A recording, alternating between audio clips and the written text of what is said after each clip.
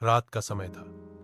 एक पुराना college hostel जिसकी इमारत आधी टूटी हुई थी, जैसे जमाने ने उसे भुला दिया हो। बारिश लगातार हो रही थी और बिजली बार बार जा रही थी। उस हॉस्टल की तीसरी मंजिल के कमरे नंबर 309 में आरव बैठा हुआ था। हाथ में कैमरा था और सामने रखी थी एक पुरानी डायरी। डायरी का कवर काला और फटा हुआ था, जैसे किसी ने उसे सालों से संभाल कर रखा हो। आरव कैमरे में बोलता है, अगर ये वीडियो किसी को मिले तो समझ लेना कि हम अब इस दुनिया में नहीं है।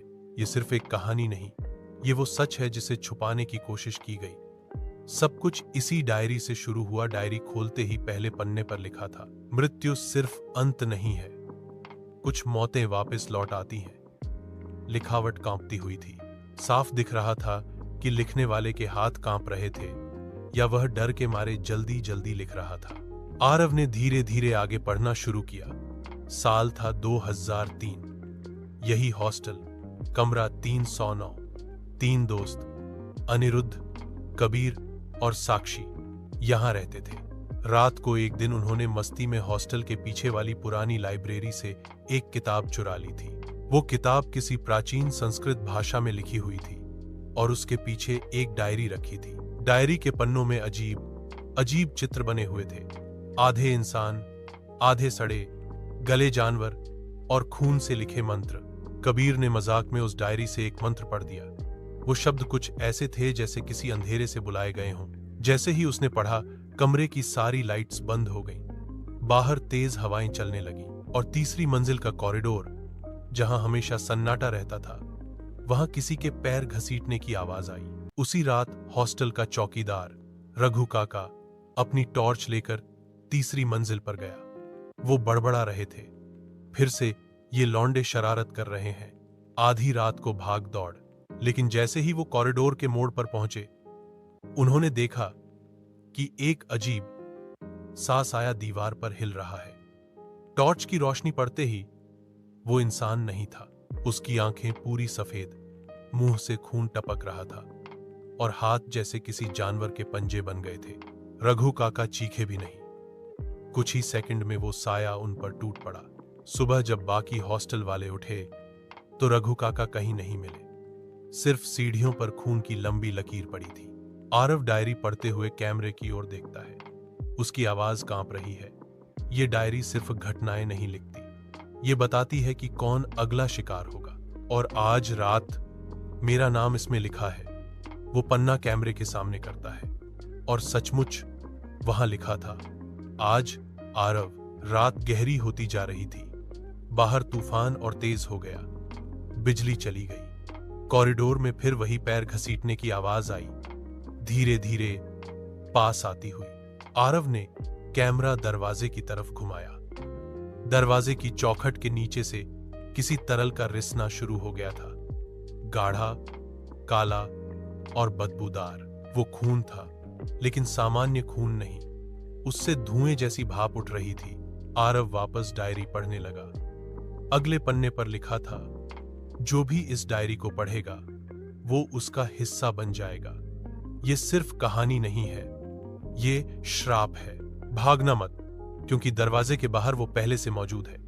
आरव पसीने से भीग गया। उसने तुरंत दरवाजा खोला और कैमरा बाहर घुमाया। कॉरिडोर बिल्कुल खाली था, बस लाइट झपक रही थी। लेकिन अचानक कैमरे के लेंस में एक साया दिखाई दिया, लंबा, हिलता हुआ, और उसकी आंखें सफेद चमक रही थीं। आरव ने तुरंत दरवाजा बंद कर दिया।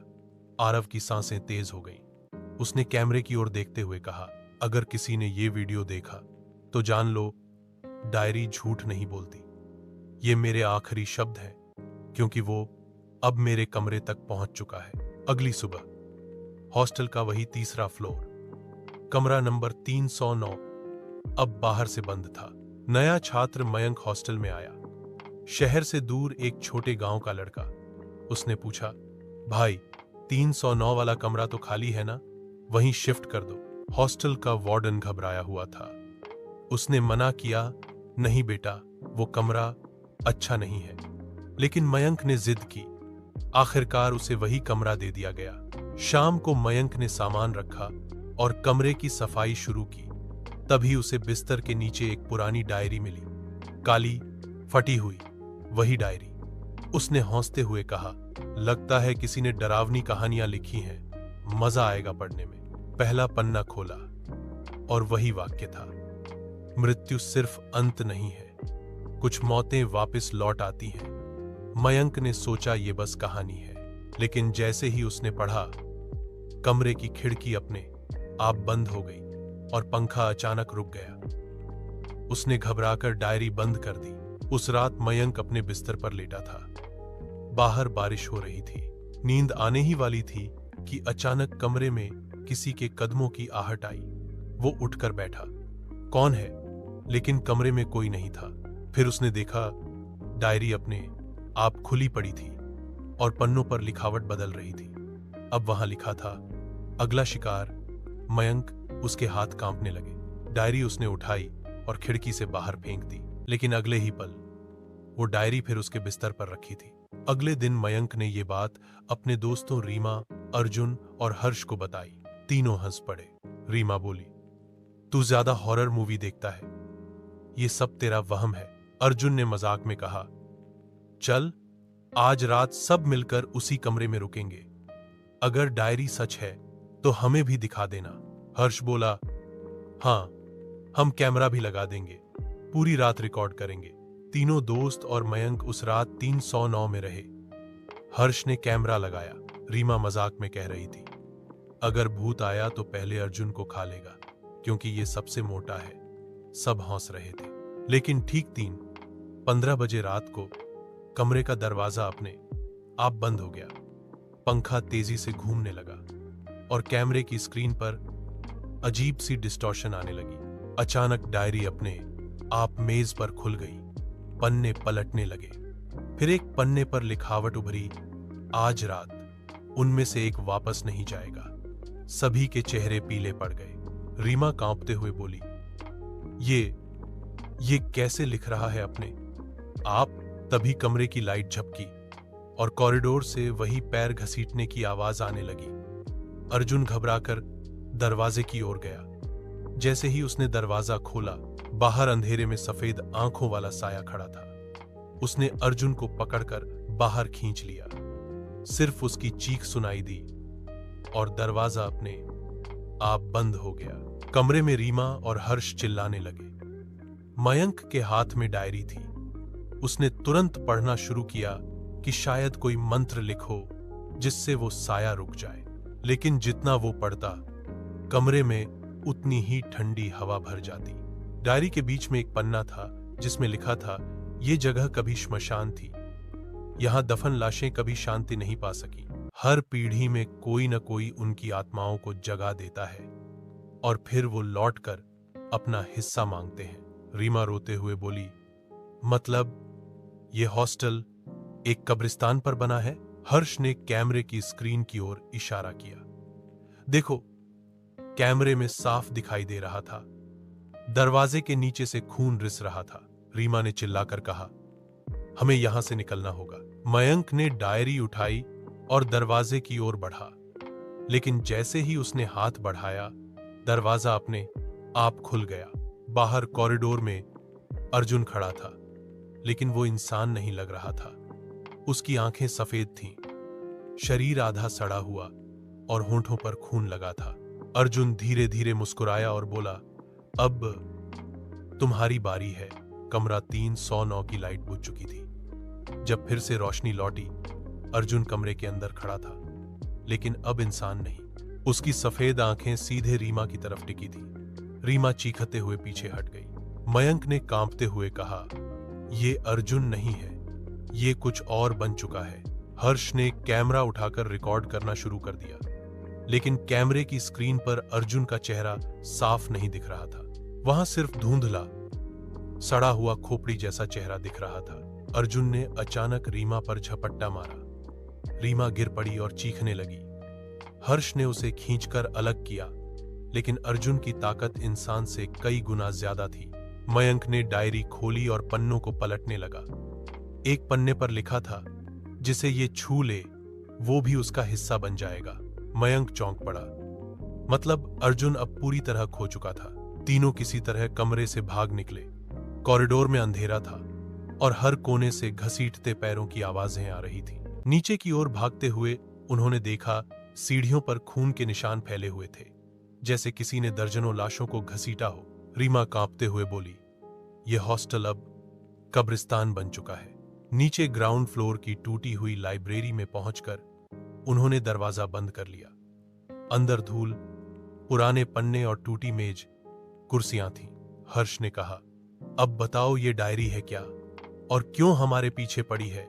मयंक ने डायरी को खोला और पीछे के हिस्से में पढ़ना शुरू किया। वहां लिखा था, इस जगह पर कभी एक सामूहिक हत्या हुई थी। सैकड़ों मजदूरों को जिंदा दीवारों में चुन दिया गया था ताकि हॉस्टल की नींव मजबूत बने। उनकी आत्माएं चैन से नहीं सो पाई। ये डायरी उन्हीं की चीखें हैं, उनका खून, उनकी पुकार। रीमा की आंखों से आंसू बहने लगे। मतलब हम उनकी कब्रों पर जी रहे हैं। अचानक लाइब्रेरी का दरवाजा जोर से हिला। बाहर से आवाज आई, मयंक, दरवाजा खोलो। वो अर्जुन की आवाज थी, लेकिन तुरंत ही वो आवाज बदल गई और दर्जनों अलग अलग आवाजें बनने लगी। बच्चे, बूढ़े, औरतें सब चीख रहे थे। रीमा ने अपने कान बंद कर लिए। ये इंसानी आवाजें नहीं हैं। मयंक ने घबराकर डायरी बंद करनी चाहिए, लेकिन डायरी अपने आप खुल गई। पन्नों पर खून से लिखावट उभरने लगी। अगर तुम बचना चाहते हो तो किसी एक की बलि देनी होगी। खून से खून शांत होता है। हर्ष ने डरते हुए कहा, मतलब हमें किसी को मारना होगा। मयंक चुप रहा। रीमा कांप रही थी। अचानक लाइब्रेरी की फर्श हिलने लगी। पुराने टूटे फर्श से हाथ निकलने लगे, सड़े हुए हड्डी जैसे हाथ। एक एक कर दर्जनों जिंदा लाशें बाहर आने लगी। उनकी आंखें सफेद थीं, मुंह से काला खून टपक रहा था। रीमा चीख पड़ी। हर्ष ने कैमरा गिरा दिया। मयंक ने डायरी कसकर पकड़ ली। लाशें धीरे धीरे उनकी तरफ बढ़ने लगी। मयंक के सामने एक ही विकल्प था। डायरी पर लिखा था, अगर बलि नहीं दोगे तो सब मर जाओगे। अचानक हर्ष ने रीमा को पकड़ लिया। सॉरी रीमा, लेकिन मैं मरना नहीं चाहता। उसने रीमा को धक्का दिया और लाशों की ओर फेंक दिया। रीमा चीखते चिल्लाते भीड़ में गायब हो गई। लाशों ने उसे नोच डाला। चीख धीरे धीरे खामोशी में बदल गई। मयंक सदमे में था। तूने ये क्या कर दिया हर्ष? हर्ष कांपते हुए बोला, डायरी ने कहा था किसी एक को मरना ही था। अब शायद हम बच जाएंगे। लेकिन तभी डायरी के पन्नों पर फिर लिखावट उभरी, खून से खून शांत होता है, लेकिन भूख कभी खत्म नहीं होती। अब अगली बारी तुम्हारी है। लाइब्रेरी की लाइट बंद हो जाती है। अंधेरे में दर्जनों सफेद आंखें चमकने लगती हैं और कैमरा स्क्रीन ब्लैक हो जाती है। अंधेरा, सिर्फ सफेद चमकती आंखें। मयंक और हर्ष लाइब्रेरी के कोने में खड़े कांप रहे थे। हर्ष ने कांपती आवाज में कहा, रीमा को मैंने बलि दे दी, अब तो ये शांत हो जाएंगे ना? लेकिन सफेद आंखें और नजदीक आती जा रही थी। पन्ने अपने आप पलटे और डायरी ने लिखा, भूख कभी खत्म नहीं होती। तुम भाग सकते हो पर छुप नहीं सकते। मयंक और हर्ष किसी तरह लाइब्रेरी का पिछला दरवाजा तोड़कर भागे। कॉरिडोर अंधेरे और खून से भरा था। सीढ़ियां उतरते ही देखा, पूरे हॉस्टल के हर कमरे से लाशें बाहर निकल रही थीं। कुछ छात्र जो पिछली रात तक जिंदा थे, अब सड़े गले शरीर के साथ चलते आ रहे थे। हर्ष घबराकर बोला, पूरा हॉस्टल अब उनका है। नीचे ग्राउंड फ्लोर की दीवार पर उन्हें पुराना बोर्ड मिला। उस पर हॉस्टल का निर्माण वर्ष लिखा था, 1910। नीचे छोटे अक्षरों में उभरा हुआ था, स्थल पुराना श्मशान घाट। मयंक समझ गया, मतलब यह हॉस्टल उसी कब्रिस्तान की राख पर बना है। डायरी उन आत्माओं का खून खाता है। जब तक ये मौजूद है तब तक उनकी आत्माएं कभी चैन से नहीं सो पाएंगी। दोनों दौड़ते हुए बॉयलर रूम पहुंचे। वहां आग जल रही थी। मयंक ने डायरी को जलाने की कोशिश की, लेकिन जैसे ही उसने डायरी को आग में डाला, आग बुझ गई और पन्ने पर नया वाक्य उभरा, तुम हमें जला नहीं सकते क्योंकि ये खून से लिखा गया है। खून सिर्फ खून से मिटेगा। हर्ष कांपते हुए बोला, मतलब किसी को अपनी जान देनी होगी।